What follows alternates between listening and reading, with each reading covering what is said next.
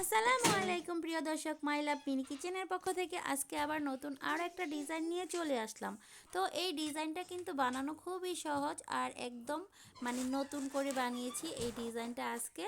তো যাই হোক, এই ডিজাইনটা কার কার কাছে ভালো লাগছে, ডিজাইনটা যদি ভালো লেগে থাকে ভিডিওটা স্কিপ না করে পুরো ভিডিওটা দেখে নেবেন প্লিজ। তো প্রথমে আমরা 1 কাপ চাউলের গুঁড়ো নিয়েছি, তার সাথে হাফ কাপ গরম পানি দিয়েছি আর একটুখানি লবণ দিয়ে এটাকে ভালো করে মিশিয়ে নিয়েছি। আর এই যে পানিটা দিয়েছি, এই পানিটা দিয়েই কিন্তু পারফেক্ট হয়েছে, আর পানি লাগেনি। তো গোলানোর পরে এরকম হয়েছে, দেখুন বেটারটা।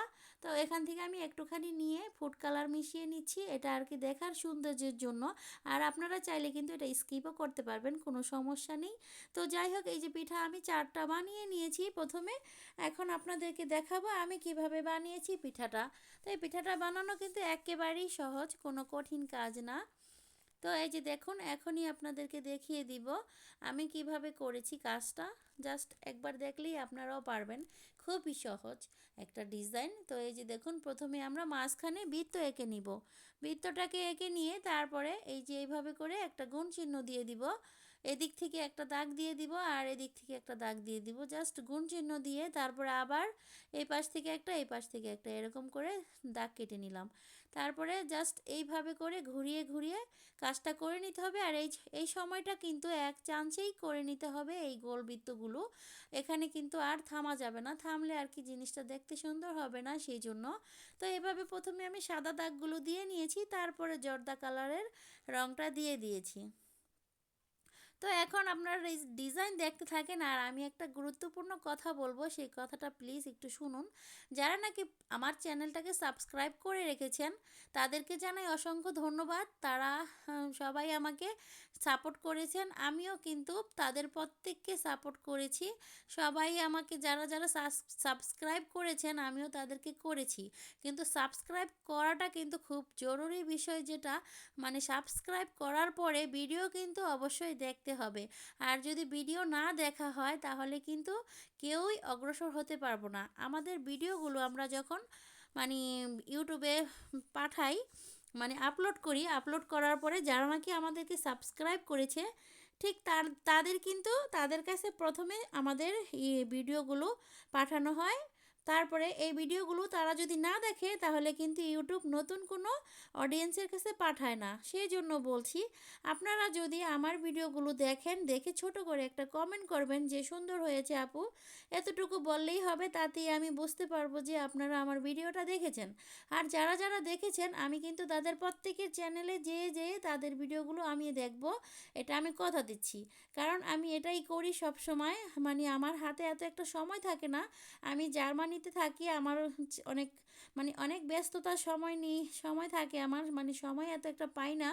তারপরও আমি কিন্তু প্রতিদিন রাতের বেলা যখন ঘুম আসতে যাই তখন আমি 2 ঘন্টা সময় দেই ইউটিউবের এই চ্যানেলের জন্য। আমি ভিডিও আপলোড করি এবং দেখি কারা আমাকে কমেন্ট করেছে, তাদের প্রত্যেকের কমেন্টের উত্তর দেই এবং তাদের চ্যানেলে যেয়ে যেয়ে তাদের একটা দুইটা ভিডিও আমি দেখে আসি।